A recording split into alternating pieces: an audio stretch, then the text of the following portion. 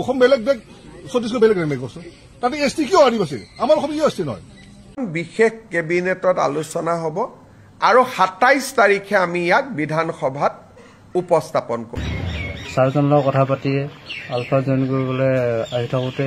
কাছাঙত ধৰা খালে आलफायाव जयन जानो थांनानै अरुणाचलनि काजाङाव हमजाबाय माखासे हारसा सेंग्राफोर दा खुलुमबाय बे समाव नोंथांमोननि गेजेराव माखासे बिग आपडेट गोनांथार माखासे आपडेट लानानै फैदों दा नोंथांमोना भिडिअखौ जोबजासिम नायलां दिनैनि गुबै टपिकआवनो जागोन जे माखासे हारसा सेंग्राफोर बिथांमोना बेंगालराव थायोमोन बेंगालराव खामानि मावोमोन दा बेंगालराव खामानि मावनायफ्रा डाइरेक्ट आलफाजों कन्टेक्ट खालामनानै आलफायाव हाबनो होननानै बिथांमोना अरुणाचलाव थांदोंमोन नाथाय हमजाबाय तो बे मोनसे आपडेट जागोन आरो नेक्स्ट आपडेट आं नोंथांमोननो होगोन जितु जाय मोनद' हारिया एसटि डिमान्ड खालामबाय थादों बिनि जितु डिक्लारेसन बिनि जितु फाइनाल डिसिसना 26 तारिखआव जानो गोनांमोन नाथाय गोबां टेकनिकेल प्रब्लेमनि थाखाय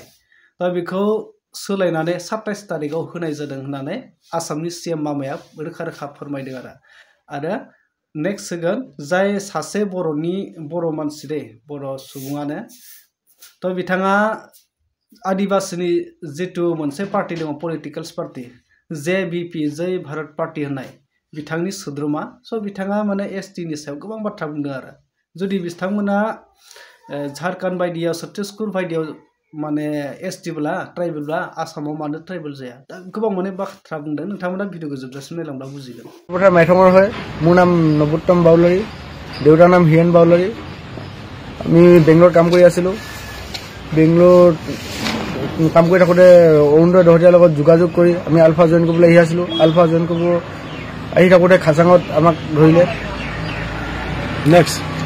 মোৰ নাম জয়ন্ত কোঁৱৰ মই কাকপথাৰ মাইথঙৰ হয় আমি বেংগলোৰত কাম কৰি আছিলোঁ বেংগলোৰত কাম কৰি থকা টাইমতে ছাৰ এজনৰ লগত কথা পাতি আহোঁতে আমাৰ আলফালৈ জইন কৰিবলৈ আহিছিলোঁ আমি আলফালৈ জইন কৰিবলৈ আহোঁতে আমাক খাচাঙত আমাক ধৰিলে মোৰ নাম মনজিত নেওগ হয় মই বেংগলোৰত কাম কৰি আছিলোঁ কাম কৰি থাকোঁতে লগৰ ছাৰজনৰ লগত কথা পাতি আলফা জইন কৰিবলৈ আহি থাকোঁতে কাছাঙত ধৰা খালে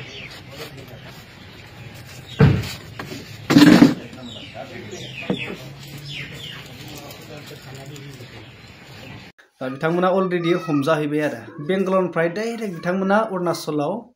हाबबायमोन जइन जानो होननानै नाथाय बिथांमोना माने काजाङाव हमजाबाय आरो गासै साथाम बिसोरो तो नेक्स्ट आपडेट होनो नागिरदों जितु फैबाय थानाय समाव जे मोनद' हारिया जितु एसटि डिमान्ड खालामबाय थादों बेखौ लानानै 25 निफ्राय 26 नि गेजेराव मोनसे केबिनेट जनायनि खोथाबो नाथाय बेखौ बेक खालामनानै आसामनि सीएमआ बेखौ रोखा रोखा फोरमायदों दा नोंथांमोना नैबे ससे भिडिअ क्लिपखौ नाय आरो लोगोसे जाय सासे बर'निनो सासे सोद्रोमा दे आदिवासीनि मोनसे पलिटिकल्स पार्टी दङ JVP जय भारत पार्टीनि सासे सोद्रोमाया स' जाय मोनद' हारिया एसटि बिबाय थादों बै एसटि बिनायनि सायाव आदिवासीफोरनि जानानै बिथाङा गोबां माखासे बाथ्रा बुंदों दा बिथाङा बुंनाय बायदिब्ला ओरै जाहैदों जे आदिवासीफोरा छत्तीसगढ़आव झारखन्डआव ट्राइबेल नाथाय जोंनि आसामाव मानो बिथांमोना ट्राइबेल जानो मोनाखै मानो ट्राइबेल जानो अधिकार गैया बिसोरा तो झारखन्ड छत्तीसगढ़ आसामा इन्डियानिफ्राय बेलेग नामा बे मोनफ्रोमबोथ' इन्डियायानो दा बेफोरबायदि गोब्राब माखासे बाथ्रा बुंदों आरो तो नोंथांमोना नैबे ससे भिडिअखौ नायग्रा আজি আমি সিদ্ধান্ত ললো যে 26 তাৰিখে জনজাতীয় 6 জনগোষ্ঠীৰ জনজাতীয়কৰণৰ সম্পৰ্কৰ প্ৰতিবেদনখন 26 তাৰিখে এখন বিশেষ কেবিনেটত আলোচনা হ'ব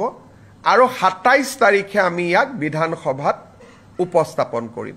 25 তাৰিখে উপস্থাপন কৰিম বুলি মই কৈছিলোঁ কিন্তু বহুত কাগজ পত্ৰ আইনৰ হেঁচাৰ বাবে আমি সিদ্ধান্ত ললো যে এই প্ৰতিবেদনখন আমি 27 তাৰিখে সদনত আমি দাখিল কৰিম 26 তাৰিখে আমাৰ কেবিনেট বৈঠক হ'ব তাতে অনুমোদন হ'ব আৰু 27 তাৰিখে আমি ইয়াক সদনত উপস্থাপন কৰিম थारैनो नोंथांमोना बुजिबाय आसामनि सीएम मामाया फोरमायखाबाय रोखा रोखा तो बेखौ 25-26 आव जानो गोनांमोन नाथाय 26 आव माने बिनि केबिनेट जिरायसिगोन केबिनेट जिरायनानै सावरायखांनायनि उनाव बेखौ